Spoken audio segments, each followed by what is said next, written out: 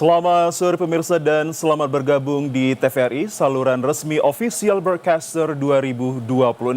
Sejumlah informasi menarik telah berhasil dirangkum oleh tim redaksi kami untuk Anda. Bergabunglah bersama saya Muhammad Azril Nasution. Inilah Sumatera Utara hari ini selengkapnya. Operasi Antik Toba 2026, Polres Toba ringkus 11 tersangka narkoba. Gupsu ajak Forkapsi perkuat kerjasama antar provinsi jaga ketersediaan pangan. Timnas Indonesia gagal melaju ke final Piala AFF U19.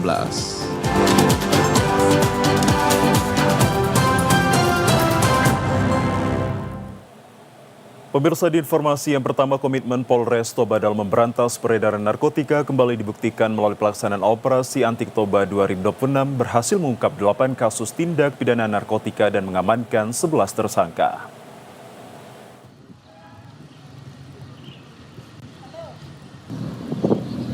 Pidana narkotika Operasi Antik Toba 2026 yang digelar di Joglo Mapolres Toba kemarin. Press release ini turut dihadiri Kasih Humas Polres Toba Ibda Khairuddin, KBU Satres Narkoba Ibda Aginting, personel Satres Narkoba, Siepropam, Sehumas, serta insan pers. Kabag Ops Polres Toba AKP Rudi HUJ Sitorus menegaskan bahwa Polres Toba tidak akan memberikan ruang bagi pelaku peredaran narkotika di wilayah hukum Kabupaten Toba. Dalam operasi yang berlangsung selama 21 hari terhitung sejak 13 Mei hingga 2 Juni 2026, petugas berhasil menyita barang bukti berupa 3,79 gram sabu dan 289 butir pil ekstasi. Selain melakukan penindakan, personel Satres Narkoba juga menggelar 7 kali gerebek sarang narkoba serta 4 kali razia di tempat hiburan malam sebagai langkah preventif dan represif untuk menekan peredaran narkoba. Para tersangka dijerat dengan pasal 114 ayat 1 Undang-Undang Republik Indonesia tentang narkotika dengan ancaman hukuman penjara paling singkat 4 tahun dan paling lama 12 tahun. AKP Rudi menegaskan perang melawan narkoba bukan hanya tugas kepolisian melainkan membutuhkan dukungan dan partisipasi seluruh masyarakat demi mewujudkan Kabupaten Toba yang aman, sehat dan bebas dari narkoba. Rekan-rekan dari media, saya menyampaikan hasil kami mengungkap operasi antik selama kami laksanakan selama 21 hari mulai tanggal 13 Mei sampai 2 Juni. Berdasarkan yang kami ungkap selama ini,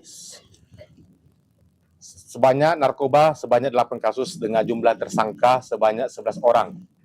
Dengan rincian 11 laki-laki dan 1 orang residivis sekaligus bandar. Pemirsa, diduga akibat korsleting listrik sebanyak 3 unit rumah kontrakan bangunan permanen di tebing tinggi hangus terbakar, tepatnya di Jalan Sisingamaraja, Gang Jono, Kelurahan Bandar Sono, Kecamatan Padang Hulu. Melihat kejadian ini, warga setempat bersama petugas dari Dinas Pemadam Kebakaran Kota Tebing Tinggi langsung berusaha memadamkan api dengan menurunkan 4 unit mobil pemadam kebakaran milik Kota Tebing Tinggi agar api tidak menjalar ke bangunan lainnya. Petugas damkar sempat kewalahan untuk melakukan pemadaman api disebabkan medan jalan untuk melintas masuk ke lokasi kebakaran harus melalui gang sempit. Berselang 1 jam lebih, api akhirnya dapat dipadamkan setelah 4 unit mobil pemadam kebakaran milik pemerintah Kota Tebing Tinggi diterjunkan ke lokasi. Sementara pihak kepolisian dari Polres Tebing Tinggi bersama Polsek Padang Hulu langsung terjun ke lokasi kejadian guna melakukan olah TKP.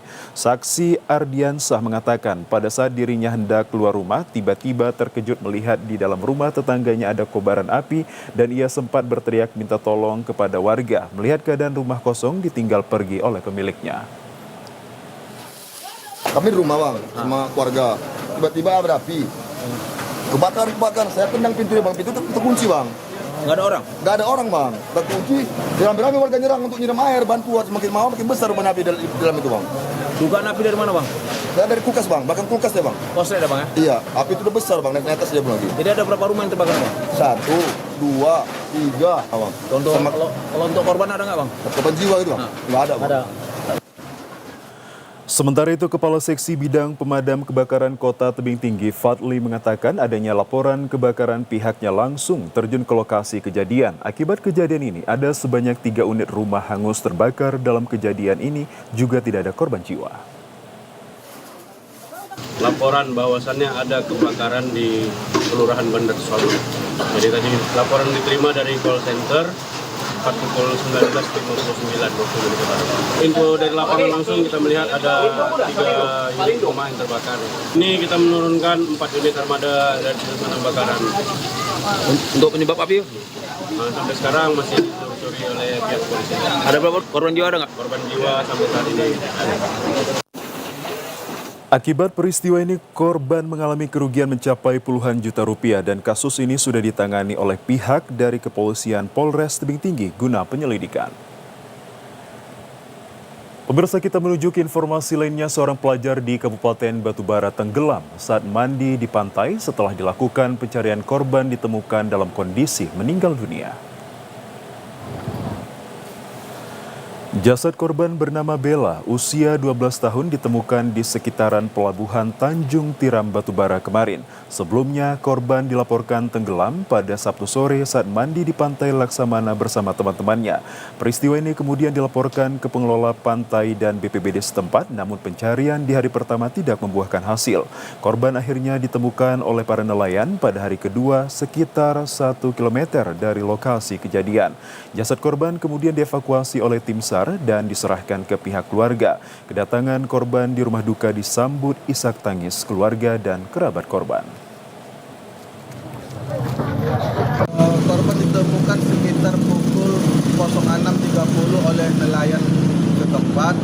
Setelah mendapatkan laporan dari nelayan tersebut, kami dari tim SAR gabungan segera ke lokasi kejadian untuk mengevakuasi korban dan langsung diantarkan ke rumah duka di Desa Lima Laras, Kecamatan Ibogamus, Kabupaten Batubara. Pemirsa, informasi terkait normalisasi kelistrikan pasca adanya gangguan di Sumatera Utara akan hadir untuk Anda sesaat lagi. Tetaplah bersama kami.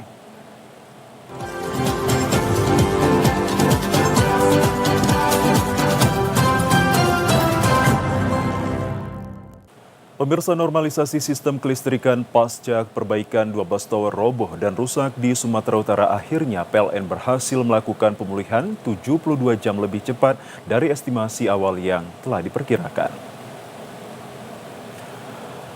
Dengan keberhasilan tersebut, pasokan listrik di Sumatera Utara kembali normal dan sebanyak 74 penyulang dari 6.536 gardu distribusi dan 735.406 pelanggan yang sebelumnya terdampak kini telah kembali menikmati pasokan listrik selama 24 jam.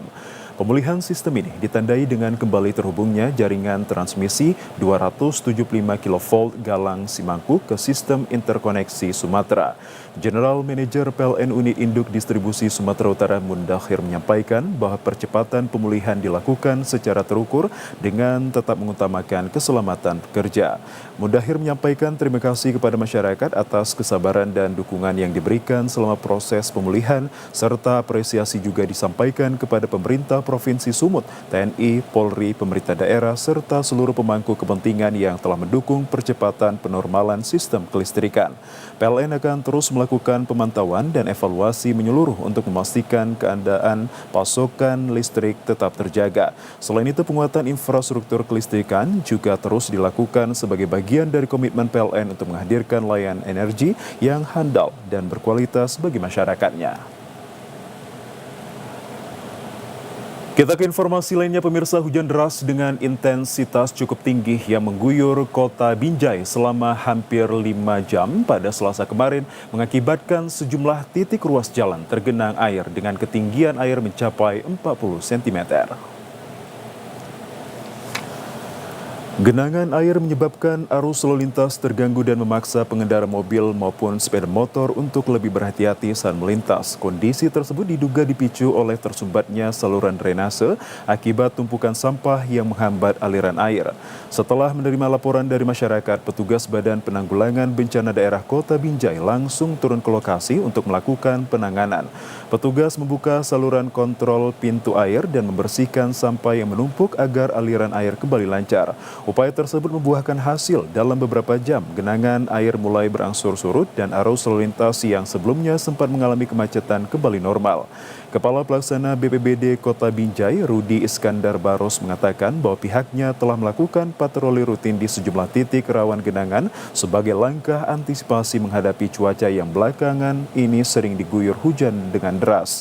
Menurutnya hingga saat ini belum ada laporan banjir yang merendam pemukiman warga. Genangan yang terjadi masih terbatas di beberapa ruas jalan akibat tingginya curah hujan dan terganggunya sistem drainase.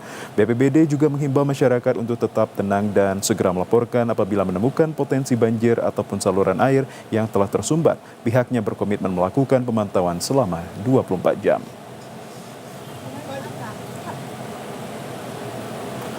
Pemirsa, sejumlah informasi menarik dan aktual lainnya masih dapat Anda saksikan setelah jeda pariwara berikut ini. Tetaplah bersama kami.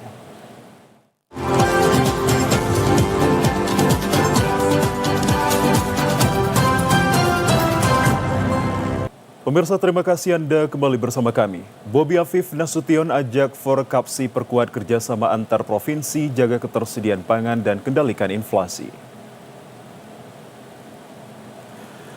Gubernur Sumatera Utara Bobi Afif Nasution mengajak Forum Komunikasi Badan Penghubung Pemerintah Provinsi seluruh Indonesia memperkuat kolaborasi antar daerah guna menjamin ketersediaan pangan di tingkat daerah maupun nasional.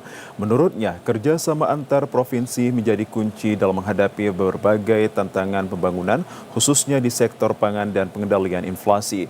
Hal tersebut disampaikan Bobi Afif Nasution saat membuka rapat koordinasi nasional Forkapsi di Aula Mes Pora-Pora Parapat Kabupaten Simalungun pada Kamis sore. Bobi juga menegaskan pembangunan daerah tidak dapat dilakukan secara terpisah.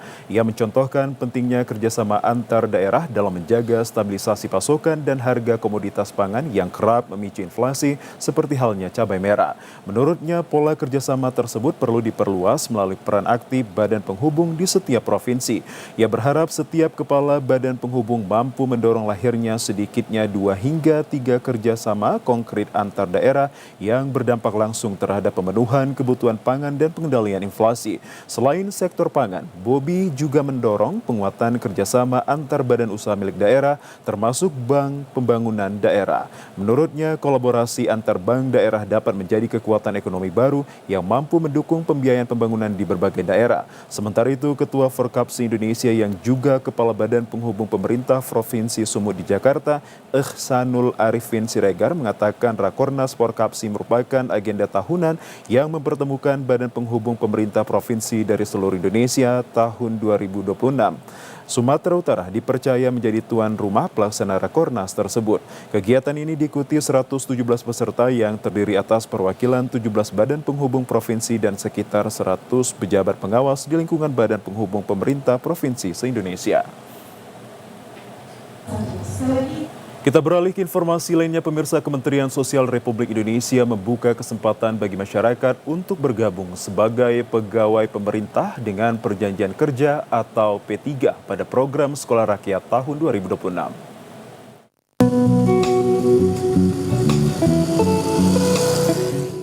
Sebanyak 8.180 formasi disediakan untuk mendukung operasional sekolah rakyat yang menjadi salah satu program prioritas pemerintah dalam memperluas akses pendidikan bagi masyarakat. Formasi tersebut terdiri dari 3.053 jabatan fungsional guru dan 5.127 tenaga kependidikan yang akan ditempatkan di berbagai daerah di Indonesia. Rekrutmen ini ditujukan untuk memenuhi kebutuhan sumber daya manusia di lingkungan sekolah rakyat, baik pada bidang pembelajaran maupun layanan pendukung pendidikan. Untuk tenaga kependidikan, sejumlah posisi yang dibuka antara lain wali asuh, wali asrama, operator sekolah, pengelola keuangan, dan tenaga administrasi. Pendaftaran dilakukan secara daring melalui portal SSCASN dengan tahapan seleksi yang meliputi seleksi administrasi, tes berbasis komputer, hingga seleksi kompetensi sesuai ketentuan yang berlaku. Pembukaan ribuan formasi TPPK tersebut menjadi peluang bagi tenaga pendidik dan masyarakat yang ingin berkontribusi dalam pengembangan pendidikan nasional. Kehadiran sekolah rakyat diharapkan mampu memperluas akses pendidikan bagi kelompok masyarakat yang membutuhkan, sekaligus memperkuat kualitas layanan pendidikan melalui dukungan guru dan tenaga kependidikan yang profesional. Beragam cara dilakukan untuk meningkatkan minat baca bagi anak usia dini di tengah pesatnya perkembangan gadget. Salah satu di antaranya wisata literasi untuk menambah wawasan sekaligus mengasah kemampuan kognitif. Melalui literasi, gerakan global bertujuan untuk meningkatkan minat baca dan akses buku bermutu berfungsi sebagai wisata literasi mendukung pemerataan edukasi. Literasi Big Bad Wolf dengan harga terjangkau yang akan dilaksanakan di salah satu pusat perbelanjaan di Lipak, Medan menjadi inspirasi anak-anak maupun keluarga untuk minat membaca mengalami peningkatan. Jutaan ragam koleksi buku baik lokal maupun internasional berkualitas disuguhkan untuk membangun budaya literasi sejak usia dini dengan suasana menyenangkan dan inspiratif. Wisata literasi Bazar Buku Internasional berlangsung 2 pekan, tanggal 15 Juni hingga 5 Juli 2026 secara gratis. Ini merupakan pesta bacaan literasi terbesar di Indonesia. Country Direktur BBW Indonesia, Martius Wandi Budianto mengatakan rendahnya minat baca di Indonesia disebabkan minimnya akses buku yang terjangkau. Edukasi dan inovasi literasi BBW Gerakan Global mampu meningkatkan minat baca sejak dini, keluarga hingga orang dewasa. Sebenarnya namanya kemajuan teknologi itu nggak bisa kita hindari ya, jujur aja. Memang dengan gadget semakin mudah didapat, semakin bisa diakses oleh anak-anak yang umurnya semakin lebih rendah gitu ya. Nah, Big Bad Wolf hadir, itu juga kita membawa 70% buku kita buat buku anak-anak, by the way. Kenapa? Karena sebenarnya kalau dilihat di luar sana, buku anak-anak itu salah satu jenis buku yang banyak sekali pengembangan teknologinya dan pengembangan experience dalam membacanya. Jadi banyak banget buku-buku seperti pop-up book, sound book, terus ada juga kayak ada yang kayak activity book gitu. Jadi sebenarnya pengalaman membaca itu bisa menjadi sesuatu yang menyenangkan untuk anak-anak. Pemirsa, berikut kami sajikan informasi seputar Haji 2026 untuk Anda. Pelaksanaan ibadah haji tahun 2026 dinilai berjalan baik dan menunjukkan berbagai peningkatan dibandingkan tahun-tahun sebelumnya. Meski demikian, Musyrif Dini Kiai Haji Khalil Nafis menilai masih terdapat sejumlah aspek yang perlu ditingkatkan agar pelayanan kepada jemaah semakin optimal.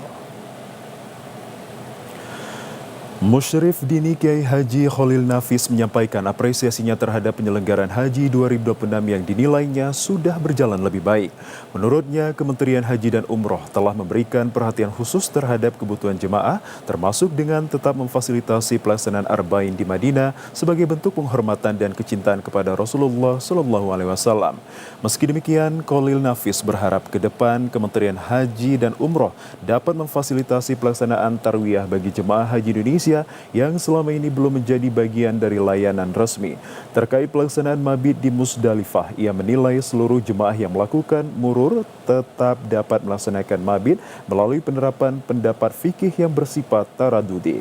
Dalam praktiknya, jemaah diberangkatkan lebih awal, sedangkan jemaah uzur diberangkatkan setelah setengah malam. Kiai Haji Khalil Nafis juga menekankan pentingnya pengetatan istitoah bagi calon jemaah haji. Menurutnya, kebijakan subsidi yang terlalu besar untuk menekan biaya haji dampaknya pada penurunan kualitas pelayanan yang diterima jemaah. Ia mencontohkan kondisi tenda di Mina yang dapat ditingkatkan apabila tersedia dukungan anggaran yang lebih memadai, termasuk penempatan tenda yang lebih dekat dengan jamarat, serta peningkatan fasilitas dan kenyamanan jemaah selama berada di Mina. Saya berharap ada perubahan yang signifikan oleh Kementerian Haji. Seperti difasilitasi ada Yaumut Tarwiyah. Ini kan belum pernah dilakukan dari sebelumnya. Padahal itu sangat mudah, dengan tanggal 7 berangkat ke sana, tempatnya sudah tahu di mana, lalu berangkat ke Arafah nggak terlalu banyak barang karena sudah ditaruh di Mina. Sehingga yang akan datang diprogramkan ada tarwiyah, kemudian wukuf di Arafah, kemudian di Musdalifah. Sementara itu, Kiai Haji Khalil Nafis berharap evaluasi terhadap penyelenggaraan haji terus dilakukan agar kualitas layanan dan kenyamanan jemaah haji Indonesia dapat semakin meningkat pada musim haji mendatang. Ya, pemirsa, Inspektur Jenderal Kementerian Haji dan Umroh Republik Indonesia Dendi Suryadi menegaskan perlunya penguatan fungsi pelayanan kesehatan bagi jemaah haji Indonesia. Langkah strategis ini mendesak dilakukan demi menekan angka kematian jemaah yang dinilai berkaitan erat dengan kualitas layanan medis di lapangan. Pemerintah Arab Saudi menerapkan sistem baru terkait pelayanan kesehatan jemaah di Tanah Suci. Hal ini berdampak pada perubahan sistem pelayanan kesehatan haji yang dilakukan pemerintah Indonesia. Sebelum periode 2024-2025, Klinik Kesehatan Haji Indonesia memiliki keleluasaan penuh untuk beroperasi layaknya rumah sakit yang merawat pasien hingga sembuh. Namun pengetatan aturan mulai diberlakukan secara menyeluruh dalam beberapa tahun terakhir. Saat ini pelayanan kesehatan bagi jemaah di Arab Saudi bertumpu pada klinik-klinik satelit yang tersebar di setiap sektor operasional. Kebijakan baru tersebut menempatkan manajemen haji Indonesia dalam posisi dilematis. Di satu sisi, pemerintah Arab Saudi menuntut penurunan angka kematian jemaah secara signifikan. Namun di sisi lain, ruang gerak operasional klinik kesehatan milik Indonesia justru dibatasi, sehingga upaya penanganan medis bagi jemaah yang sakit menemui kendala regulasi yang cukup berat. Iya. Kita maunya rumah sakit kita sendiri, tapi ini bukan problem bangsa kita aja negara, tapi semua negara nggak diizinkan. Kalau dirawat di rumah sakit kita sendiri oleh dokter kita, perawat kita, paling tidak dari segi bahasa kan, orang jamaah kita itu kan sudah sakit, kemudian nggak ngerti bahasa, nah, nanti dia mungkin akan lebih secara kejiwaan lebih nggak bagus lagi.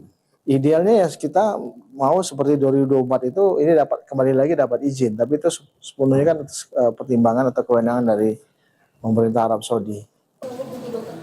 Kendati dihadapkan pada keterbatasan ruang rawat akibat aturan ketat, Irjen Kemenhaj mengapresiasi dedikasi para petugas medis Indonesia di Arab Saudi yang tetap bekerja secara optimal.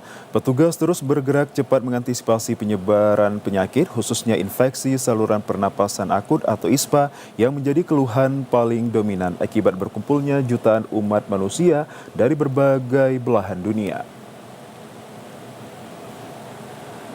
Setelah menyelesaikan rangkaian ibadah haji atau saat berumroh di Tanah Suci, tak ada salahnya Anda mengunjungi Taif, kota yang berjarak 1,5 jam dari Makkah. Di sana Anda bisa menyaksikan jejak dakwah Islam melalui Masjid Abdullah bin Abbas maupun melepas penat dengan menaiki wahana kereta gantung. Musim Haji 1447 Hijriah telah usai, namun denyut spiritual para tamu Allah belum sepenuhnya berhenti. Sebelum kembali ke tanah air, masing-masing banyak jemaah memanfaatkan waktu luang untuk menelusuri jejak sejarah Islam di berbagai wilayah Arab Saudi. Salah satu destinasi yang banyak dikunjungi adalah Masjid Abdullah bin Abbas di kota Taif. Masjid ini merupakan masjid bersejarah yang menyimpan kisah dakwah Rasulullah SAW, sekaligus mengenang salah satu sahabat paling cerdas dalam sejarah Islam. Meski berjarak cukup jauh dari Makkah, masjid ini tidak pernah sepi bagi pengunjung. Setiap hari ribuan jemaah haji dan umroh dari berbagai negara datang untuk beribadah sekaligus menyaksikan langsung peninggalan sejarah Islam yang masih terjaga hingga kini. Selain digunakan untuk sholat 5 waktu dan sholat Id, masjid ini juga menjadi pusat kegiatan keagamaan seperti seminar, kajian, dan perkuliahan agama yang diikuti masyarakat setempat. Keistimewaan masjid ini tidak hanya terletak pada arsitekturnya, namun juga pada sosok yang diabadikan namanya.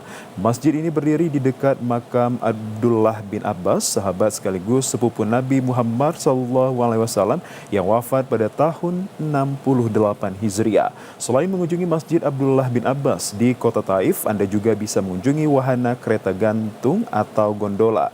Dari dalam gondola, pengunjung dapat menikmati pemandangan pegunungan, jalan berliku, serta hamparan lembah yang menjadi ciri khas kawasan Al-Hada. Untuk menikmati wahani, pengunjung dikenakan biaya sekitar Rp55. Perjalanan dari atas menuju bawah memakan waktu sekitar 15 menit dan 15 menit untuk kembali ke atas, sehingga total durasi satu putaran mencapai 30 menit.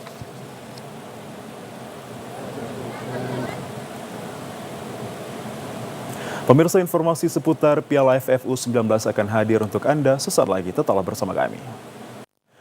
Ya pemirsa, sementara itu tim nasional Indonesia U19 gagal melaju ke babak final AFF U19 yang digelar di Provinsi Sumatera Utara. Skuad Garuda Muda harus mengakui keunggulan Australia dengan skor tipis 1-0 pada babak semifinal yang dihelat di Stadion Utama Sumatera Utara. Dan itu informasi yang sebelumnya kami sampaikan ke hadapan Anda.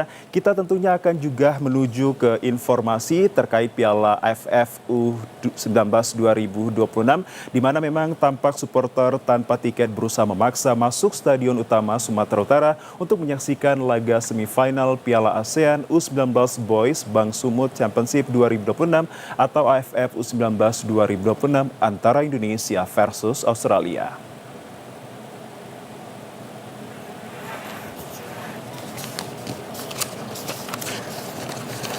Aksi saling dorong supporter dan polisi terjadi di Stadion Utama Sumatera Utara saat pertandingan semifinal antara Indonesia versus Australia tadi malam. Hal ini terjadi karena para supporter yang tidak memiliki tiket memaksa untuk masuk. Terlihat saling dorong dan kejar-kejaran terjadi pada pukul 21.20 WIB di saat supporter yang memiliki tiket sudah masuk stadion. Sebagai informasi, pertandingan Indonesia versus Australia dimulai pada pukul 20.30 WIB. Dalam pertandingan tersebut hadir juga Gubernur Sumatera Utara. Terlihat supporter yang bertahan di pintu gerbang stadion memakai atribut supporter Indonesia. Pihak kepolisian sempat mengamankan salah seorang supporter karena dianggap sebagai provokatornya. Namun supporter yang lainnya berusaha untuk membebaskan. Akibat desakan tersebut, supporter yang begitu ramai akhirnya ada seorang supporter yang diamankan akhirnya pula dilepaskan. Akibat kericuan tersebut, polisi kemudian menutup gerbang masuk stadion tersebut dan saling dorong akhirnya berhenti. Sempat terlihat juga satu botol air mineral dilemparkan dari arah supporter ke arah polisi. Kericuhan mereda setelah pihak polisi meminta kepada komandan supporter untuk menenangkan anggotanya.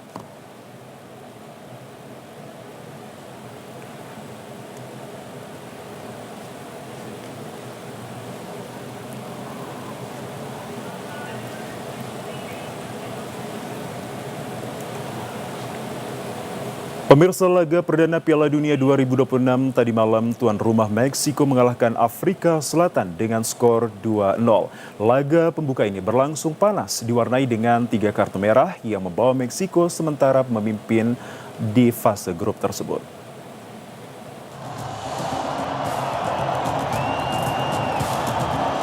Laga pembuka di Estadio Azteca ini dimenangkan Meksiko dengan 2 gol yang dicetak Julian Quinones di menit ke-9 dan Gimenez pada babak kedua. Brian Gutierrez juga mendapatkan kartu kuning.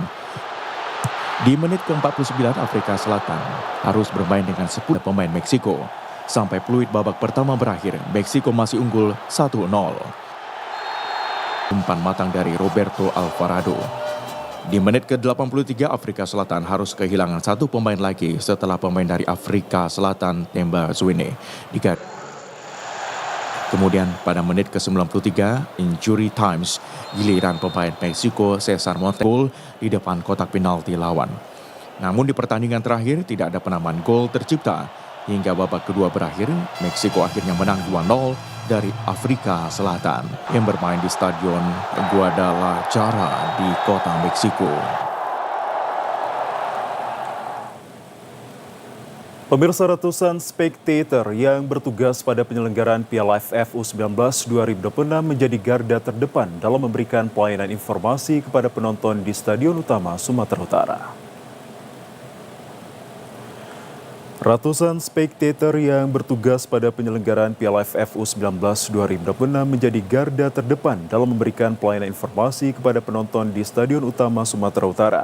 Mereka ditempatkan di berbagai titik strategis, terutama di area luar stadion untuk membantu mengarahkan arus penonton sekaligus memastikan proses masuk stadion berjalan tertib dan lancar. Selain membantu mobilisasi penonton menuju pintu masuk dan tribun yang sesuai, para spectator juga berperan sebagai pusat informasi bagi supporter yang membutuhkan bantuan terkait lokasi tempat duduk, jadwal pertandingan hingga prosedur keamanan yang berlaku selama turnamen. Kehadiran mereka dinilai penting untuk menciptakan pengalaman penonton yang nyaman bagi ribuan penonton yang hadir menyaksikan pertandingan secara langsung. Salah seorang spectator, Fatkah, menyampaikan bahwa tugas spectator tidak hanya membantu mengarahkan penonton, namun juga memastikan supporter memperoleh informasi yang dibutuhkan selama berada berada di area stadion. Ia mengakui senang dapat terlibat dalam penyelenggaraan AFF U19 2026 dan menjadi bagian dari pelayanan kepada ribuan penonton. Kami berfungsi untuk mengarahkan para penonton yang mau cek tiket atau masuk arah tiketnya kemana, itu tugas kami. Rekrutmen dibuka secara terbuka, sebelum kami bekerja di briefing dulu, suka bisa kenal lebih banyak kawan, bisa nambah pengalaman juga.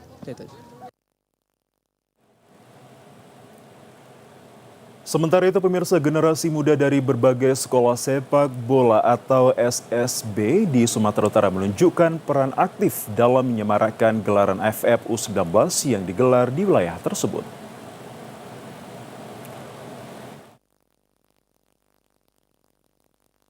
Mereka tidak hanya datang sebagai penonton, tetapi juga menjadi bagian dari ekosistem pendukung yang membantu menciptakan suasana pertandingan yang meriah dan tertib di sekitar stadion. Sejumlah SSB di berbagai daerah turut menggerakkan para pemain mudanya secara bergantian untuk hadir langsung ke stadion. Kehadiran mereka memberi dampak positif, terutama dalam membangun kedekatan generasi muda dengan dunia sepak bola profesional. Momen ini juga menjadi ruang belajar yang berharga, di mana para pemain muda dapat menyaksikan langsung standar permainan internasional, atmosfer kompetisi, serta kedisiplinan yang ditunjukkan para pemain di lapangan. Salah seorang pelatih dari SSB Porkam Deli Serdang, Aziz, menilai keterlibatan anak-anak didiknya dalam event sebesar AFF 19 merupakan pengalaman penting yang tidak bisa didapatkan di lapangan latihan biasa. Ia menyampaikan bahwa kegiatan ini mampu membangun motivasi dan mental bertanding para pemain muda. Tujuan kami datang ke sini untuk menonton timnas. Oke, dan kami punya tiketnya. Ya, tunjukkan masing-masing. Kemungkinan anak-anak ini bakal menjadi calon-calon pemain timnas. Oke. Dan kami juga aktif di Piala Suratin dan kompetisi-kompetisi PSSI. Dalam bidang sepak bola, anak-anak harus punya motivasi yang tinggi untuk menjadi pemain. Oke, dan hindari tidur malam maupun bermain game. Oke. Dan anak-anak pasti bakal cikal bakal untuk menuju pemain-pemain timnas yang akan datang. Mungkin usia orang ini masih 12 tahun, 13 tahun, tapi kedepannya kemungkinan bakal bermain di 17, 19, dan 23 ataupun senior. Kemungkinan harapan kami, kemungkinan nih pelatih kami ada 3 dan ada 2 lagi yang belum bisa dapat hadir di sini. Jadi kemungkinan tim pelatih kami ya ingin punya pemain yang bisa menembus di timnas Indonesia.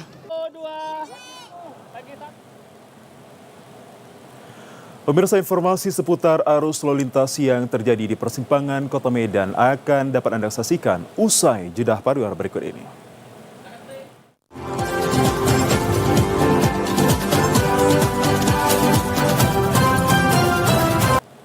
Pemirsa, kami akan mengabarkan terkait bagaimana situasi arus lalu lintas di sejumlah persimpangan di Kota Medan berikut ini. Pertama, kami akan melaporkan situasi arus lalu lintas di Jalan Krakatau Bilal. Terpantau arus lalu lintas yang datang dari Jalan Krakatau sedikit mengalami kenaikan volume, namun arus lalu lintas tetap terkendali. Begitu juga yang datang dari arah Bilal terpantau masih terkendali. Selanjutnya, kita lihat di simpang Jalan Sutomo Perintis terpantau ramai lancar, namun diprediksi beberapa jam ke depan akan mengalami kemacetan karena bersama dengan jam pulang kerja dan anak kuliah. Meskipun demikian, personil Dinas Perhubungan tetap melakukan pengaturan lalu lintas guna mengurai kemacetan terjadi. Kemudian kita berpindah ke Tugu Batas Kota, terpantau saat ini kondisi arus lalu lintas yang datang dari arah Binjai menuju ke Kota Medan ramai lancar. Begitu juga yang datang dari dalam kota menuju ke Kota Binjai terpantau ramai lancar. Kemudian situasi arus lalu lintas di Jalan Diponegoro dan Jalan Jainul Arifin saat ini terlihat jumlah kendaraan meningkat yang dari arah Diponegoro, begitu juga sebaliknya dari arah Jainul Arifin, dikarenakan bertepatan dengan jam pulang kerja. Petugas Dinas Perhubungan tetap bersiaga untuk mengurai kemacetan arus lalu lintas, baik yang di lapangan maupun pengaturan lampu lalu lintas di sisi rum. Kami tetap menghimbau kepada seluruh pengguna jalan untuk selalu berhati-hati dalam berkendara. Tetap utamakan keselamatan daripada kecepatan. Tetap patuhi rambu-rambu dan marka jalan yang ada. Lengkapi surat-surat kendaraan Anda. Demikianlah informasi seputar arus lalu lintas yang dapat kami sampaikan kepada Anda. Dan pemirsa, berikut informasi perakiraan cuaca di sejumlah daerah di Sumatera Utara dari Badan Meteorologi, Klimatologi, dan Geofisika wilayah 1 Medan yang akan berlaku pada esok hari Sabtu 13 Juni 2026.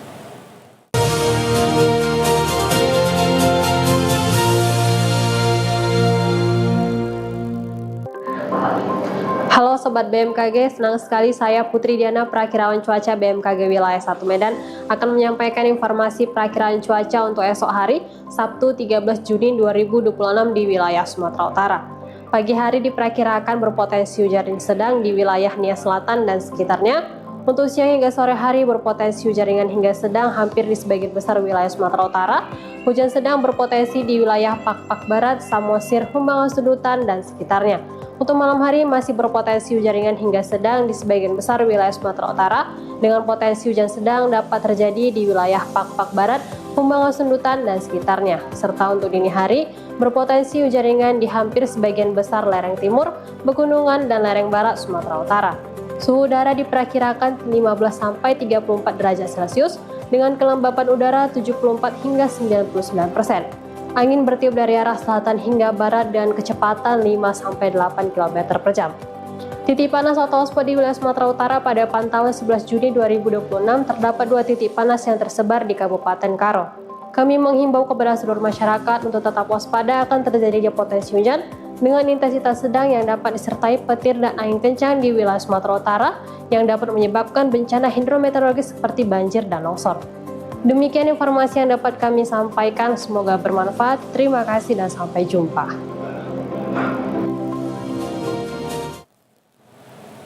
Ya pemirsa, informasi yang baru saja Anda saksikan tadi sekaligus menutup perjumpaan kita pada sore hari ini. Jangan lupa saksikan dan ikuti terus siaran langsung FIFA World Cup 2026 yang tentunya hadir di TVRI Nasional dan juga TVRI Sport.